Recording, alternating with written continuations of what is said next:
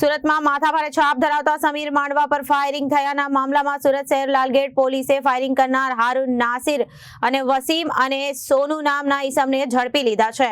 રૂપિયાની લેતી દેતીમાં ફાયરિંગ થયા હોવાનું બહાર આવ્યું હતું। પોલીસે આ ગુનામાં વપરાયેલા ગન કબજે કરી લીધી છે અને ઝડપાયેલા ઈસમો વિરુદ્ધ અગાઉ પણ ગંભીર ગુનાઓ નોંધાઈ ચૂક્યા છે।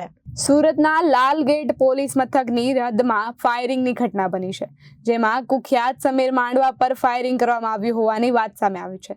4 ઈસમોએ ફાયરિંગ કર્યાની પોલીસ ફરિયાદ નોંધાઈ હતી। સુરત શહેરની લાલગેટ પોલીસ ફાયરિંગ કરનારા હારૂન નાસિર, વાસીમ અને સોનુ નામના ઈસમોને ઝડપી લીધા છે। રૂપિયાની લેતી દેતીમાં ફાયરિંગ થયું હોવાનું બહાર આવ્યું છે। પોલીસે ગુનામાં વપરાયેલ ગન કબજે લીધા। ઝડપાયેલ ઈસમો વિરુદ્ધ અગાઉ પણ ગંભીર ગુનાઓ નોંધાઈ ચૂક્યા છે।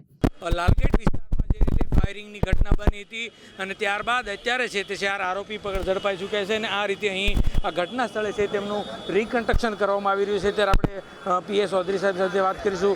સાહેબ, શું કહેશો જે રીતની ઘટના ફાયરિંગની બની હતી? ગઈ તારીખ 19/5/2025ના અહીંયા ફાયરિંગ કરી અને હત્યાની કોશિશનો જે ગુનો દાખલ થયો એ ગુનો આચર્યા બાદ 4 આરોપીઓ નાસ્તા પડતા હોય ગઈકાલ સાંજે લાલગેટ અને ચોક બજાર પોલીસ દ્વારા 4 આરોપીઓની હત્યા ફાયરિંગના આરોપીની ગુનાહિત ઇતિહાસ કઈ રીતનો છે, શું કહેશો?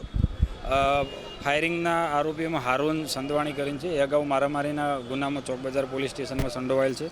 આરોપી નાસિર સંધવાણી છે, એ અગાઉ ચોક બજાર પોલીસ સ્ટેશનમાં ખૂન, મારામારીના 3 ગુના અને ગુસ્સી ટોકના 1 ગુનામાં સંડોવણી થયેલ છે। આરોપી સોનુ આદિત્ય સ્વાય એ અગાઉ ચોક બજાર પોલીસ સ્ટેશનના ખૂન, લૂંટ અને ગુસ્સી ટોકના 1 ગુનામાં સંડોવણી જણાઈ આવેલ છે।